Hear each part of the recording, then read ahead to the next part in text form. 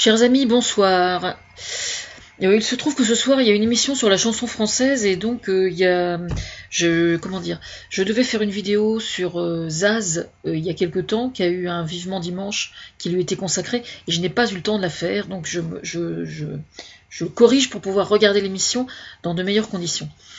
Qu'est-ce que je voulais dire Alors, la chanson qui a lancé Zaz, Je veux, qui parle de l'argent et du fait que c'est pas l'argent qui rend heureux, etc. Enfin bref, moi c'est une chanson que j'adore absolument. Alors, sur cette chanson en particulier, je tiens juste à préciser que moi, personnellement, je pensais, enfin, j'ai cru pendant je sais pas combien de temps, au début, quand cette chanson a fait vraiment un carton, que ça n'avait rien à voir avec moi, quoi. Et puis en fait, on a tout fait pour que je pense que j'en étais l'inspiratrice. À partir du moment où on a tout fait, à un moment, je me suis posé la question, et donc j'ai cru effectivement, puisqu'il y avait effectivement, ça correspond à plein de choses que je connais, enfin que je défends, etc. Et puis, en fait non, pas du tout. Mais simplement, on a tout fait pour m'induire en erreur. Alors, il se trouve qu'elle a eu une émission de Vivement Dimanche qui lui était consacrée il y a 15 jours, 3 semaines, que j'ai regardée et que j'ai trouvée, moi, absolument passionnante. J'ai trouvé plein de choses vraiment bien, mais c'est une nana que j'aime beaucoup, quoi, que je cautionne complètement, et je sais qu'elle fait une carrière complètement à l'international maintenant. Elle a fait un DVD donc qui relate ses tournées, et j'ai très envie de la voir parce que je pense que ça doit être vraiment passionnant de voir la vie la vie du groupe, quoi, la vie de la tournée. Moi je suis très intéressée pour le voir.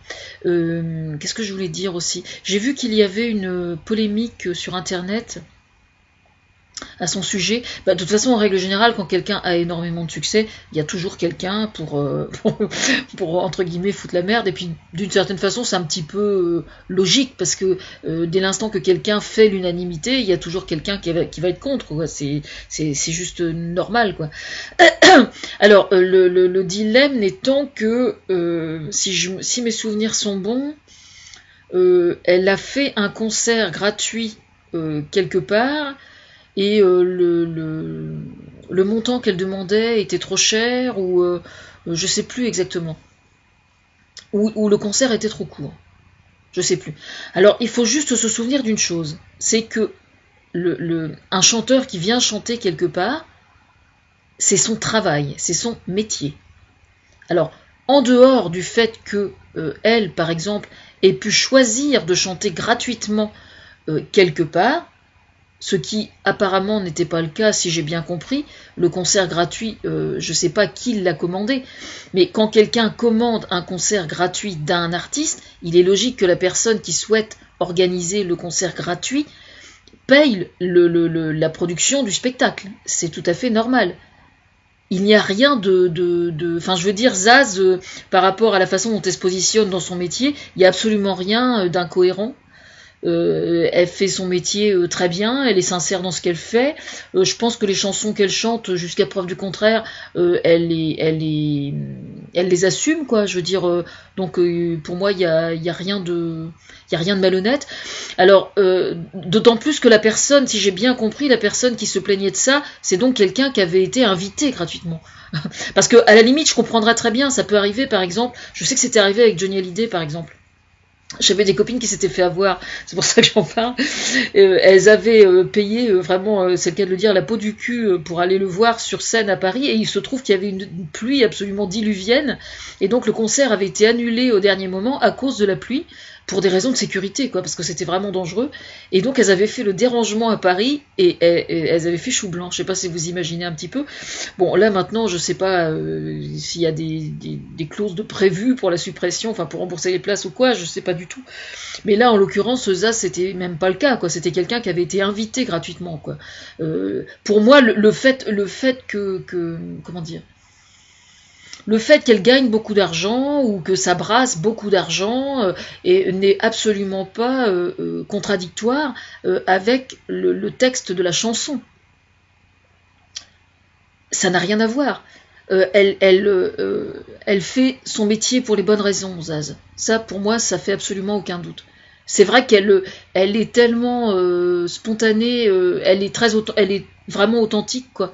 Euh, je pense que si quelqu'un l'emmerde, je pense qu'elle a du répondant. Enfin, c'est comme ça que je la vois, quoi.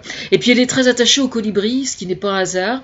Et donc je le suis moi aussi, très attachée au colibri. Et elle, ce qu'elle fait, c'est que tout son, comment on appelle ça? Tout son merchandising va au colibri et je trouve que c'est vraiment une très bonne idée de procéder comme ça.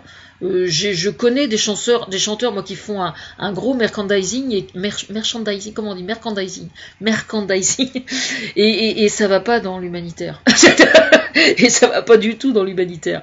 Alors bon, non, enfin moi il faut pas oublier que quand un artiste gagne beaucoup d'argent et qu'il fait beaucoup de scènes surtout, c'est vraiment une industrie, quoi. Il y a la production du disque, il y a quand même énormément de gens qui vivent sur les comment dire, sur les devises qui rentrent dans la maison de production. Même le producteur de disques, lui, pour un artiste qui marche, il y a quand même aussi pas mal de jeunes artistes qu'il découvre et qu'il choisit sur lesquels il mise quelque chose.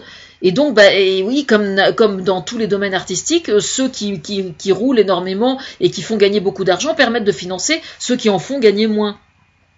Donc pour moi, il n'y a absolument aucun problème, quoi. Je veux dire, je vois pas très bien, à part le désir tout simplement de lui chercher des poux dans la tête, quoi. Enfin, je rigole parce que je viens de voir un truc justement à la télé sur le sujet. Mais enfin voilà, je vous recommande de retourner voir cette émission-là. C'est Vivement Dimanche avec Michel Drucker. Et il y avait plein de trucs bien, quoi. Mais ça remonte déjà au moins 3 semaines, hein, facile. Enfin, je sais plus. Une quinzaine de jours, je sais plus. Mais moi, j'avais trouvé ça vraiment, vraiment bien, quoi. Voilà, j'ai rien d'autre à rajouter. Oui, alors donc, on explique justement... Oui, j'ai découvert justement l'auteur de la chanson Je veux, parce que j'en avais entendu parler, mais je le connaissais pas du tout. Et lui, par son parcours, est très intéressant aussi. J'ai été vachement contente, en fait, de le connaître, quoi. Et... justement, par contre, ce qui est très interpellant, c'est que il a raconté que cette chanson a été écrite parce que lui vient d'un milieu extrêmement modeste en banlieue, il écrivait plein de chansons, et puis un jour, le hasard a fait qu'il s'est retrouvé à venir prendre un café avec quelqu'un, chez quelqu'un de particulièrement friqué, avec vue sur la Tour Eiffel, etc., etc. Et puis donc, une fois qu'il est reparti, on l'a appelé pour lui dire dites donc, vous nous avez volé un truc chez nous, quoi. Donc j'imagine un peu la tête du mec. Et donc quand on sait qu'on n'a rien volé et qu'on est accusé de vol, je pense que ça doit faire vraiment un drôle d'effet. Et en fait, il était tellement en colère que chez lui, il a écrit cette chanson-là dans l'impulsion de la colère qu'il ressentait. Donc j'ai trouvé ça vraiment tout à fait interpellant, quoi. Et voilà. J'ai rien d'autre à rajouter. Alors c'est curieux parce que ça m'a fait, quand j'ai entendu ça, j'ai été vraiment interpellée, et puis ça m'a fait penser à une scène des Misérables au moment où Jean Valjean il est sorti de prison, et puis je crois qu'il travaille chez un prêtre, enfin c'est vieux, hein, je l'ai pas lu depuis longtemps, et il travaille chez un prêtre et il a volé 2 chandeliers en argent. Et donc c'est Jean Gabin, hein, si mes souvenirs sont bons. C'est Jean Gabin, c'est Lino Ventura qui fait Jean Valjean, et c'est Jean Gabin qui fait le curé, enfin je sais plus exactement. J'ai plus tous les personnages en tête du film, hein, je suis désolée. Et donc quand il est arrêté par la maréchaussée, Jean Gabin lui dit mais pourquoi vous avez pas dit que je vous les avais offerts? Et donc il est complètement surpris qu'on lui donne l'opportunité de réaliser qu'il va pas se faire coincer, quoi. Et c'est juste extraordinaire. Je connais quelqu'un, moi, dans mon coin, à qui c'est arrivé, ça. Quelqu'un qui avait volé quelque chose, et la propriétaire lui a dit, bon ben voilà, c'est interdit de faire ça, mais je vous donne une seconde chance. Et ça, c'est quelque chose. C'est pas ordinaire, quand même, hein. Et enfin voilà, moi je vous recommande de retourner voir ça, et moi, quand j'aurai les moyens, j'achèterai le DVD, parce que je trouve ça vraiment très très intéressant. Et tout ce qui est fait, c'est vraiment bien. Et les colibris, c'est vraiment bien aussi. Il y a énormément de gens qui ont plein d'idées aux colibris, et il faut absolument aller les soutenir.